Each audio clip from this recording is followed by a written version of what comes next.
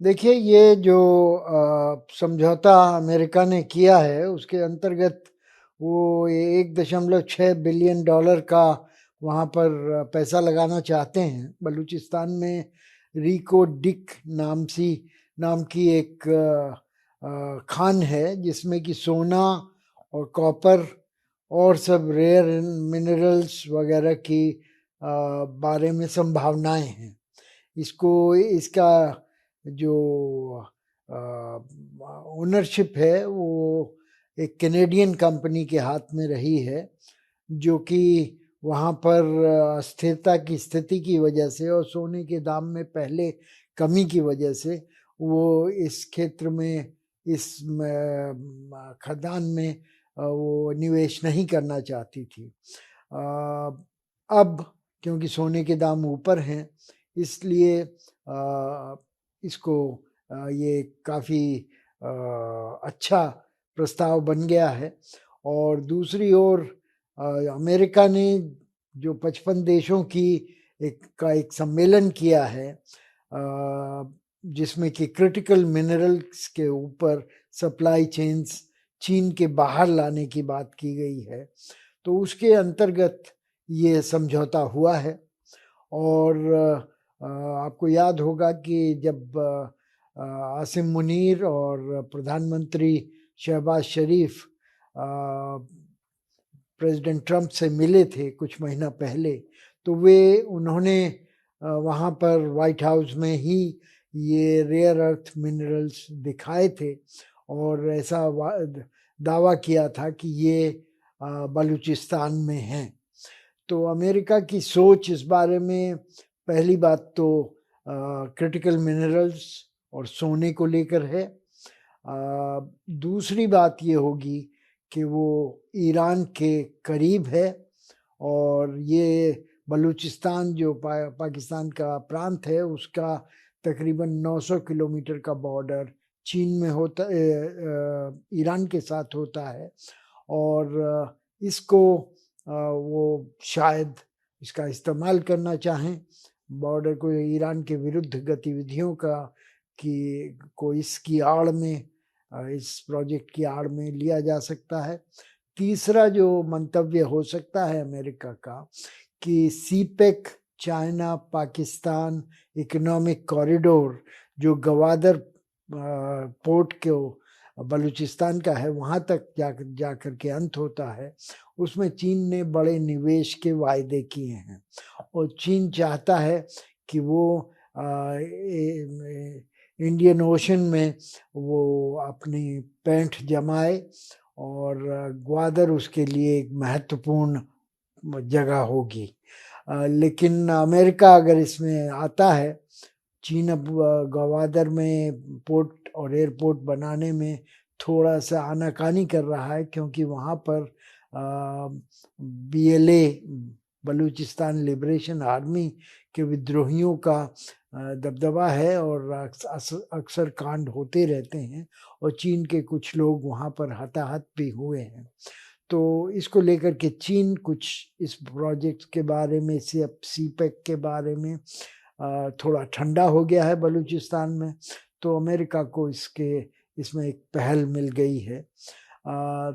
साथ ही ये भी कहना उचित होगा कि पाकिस्तान चाहता है कि अमेरिका और चीन दोनों ही बलूचिस्तान में निवेश करें, ताकि उन दोनों देशों को वहाँ अपने हित वहाँ पर निहित हों और बलूचिस्तान लिबरेशन आर्मी को रोकने में वो मदद करे और बलूचिस्तान लिबरेशन आर्मी की जो गतिविधियां हैं उनको आतंकवाद माना जाए दोनों देशों की तरफ से, और इससे पाकिस्तान की सेना को संबल मिलेगा और उनको अंतर्राष्ट्रीय समर्थन एक दो बड़े देशों से प्राप्त होगा।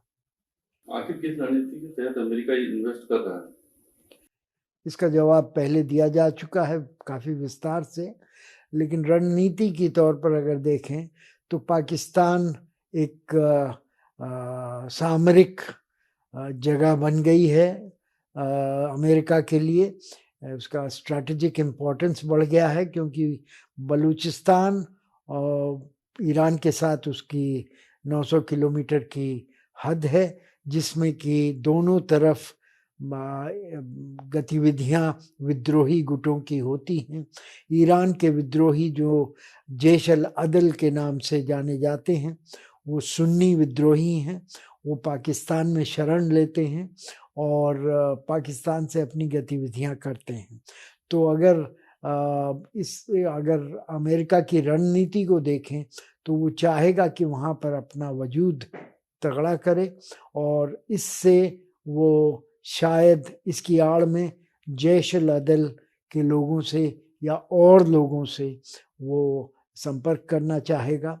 मैं ये बता दूं कि अमेरिका आमतौर पर प्रोजेक्ट में खुद निवेश नहीं करता है सरकारी तौर पर। ये अमेरिका की जो निजी कंपनियां हैं, जो मल्टीनेशनल्स हैं, वो इन्वेस्ट करती हैं। और ये देखना होगा कि जो अमेरिका ने वायदा किया है $1.6 बिलियन इस प्रोजेक्ट में लगाने का, वो किस तरह से किया जाता है। पाकिस्तान को ये मदद दी जाती है या फिर कैनेडियन कंपनी को ये मदद दी जाती है, या बैंक गारंटी दी जाती हैं, या अमेरिका की अपनी मल्टीनेशनल्स जो माइनिंग वगैरह में हैं उनको एक तरह से संबल दिया जाता है इस बारे में। तो ये सब देखने की चीज होगी। क्या बलूच विद्रोहियों और पाकिस्तानी सेना की लड़ाई का इस प्रोजेक्ट पर असर पड़ेगा? इसका भी जवाब मैं पहले दे चुका हूँ। मेरे ख्याल से इस पर असर पड़ना चाहिए, क्योंकि बलूचिस्तान के जो विद्रोही हैं वे नहीं चाहते कि विदेशी निवेश उनके प्रांत में हो। उनके जो रॉ मटेरियल हैं, उनके जो नेचुरल रिसोर्सेज हैं, वो विदेशी कंपनियां ले जाएं और पाकिस्तान की सरकार और विदेशी कंपनियों के बीच में मिली भगत हो, जो कि बलूचिस्तान के जो संसाधन हैं उनका दोहन करे और बलूचिस्तान के लोगों को कुछ ना मिले। तो ये लगता यही है कि अगर ये प्रोजेक्ट अंगीकार होता है तो BLA और या और जो तत्व हैं वो उनके निशाने पर ये हो सकता है। और जिस तरह की अव्यवस्था पिछले हफ्ते ही देखने को मिली है, BLA के कोऑर्डिनेटेड अटैक में 200 के आसपास पाकिस्तानी फौजी मारे गए हैं। तो और पाकिस्तान ने भी दावा किया है कि उसने इतने ही बलूचिस्तान लिबरेशन आर्मी के सैनिकों को या गुरिल्लाओं को मार दिया है। तो इससे यही लगता है कि ये जो गुरिल्ला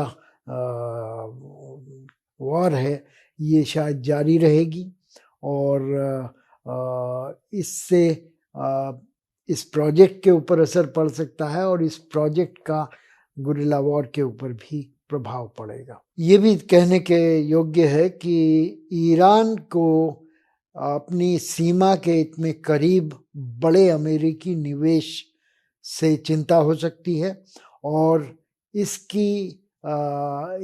प्रोजेक्ट को में गतिरोध लाने के लिए वो BLA या और जो विद्रोही तत्व हैं बलूचिस्तान में उनको प्रश्रय दे सकता है और उनकी गतिविधियों को प्रोत्साहन कर दे सकता है, और ताकि इससे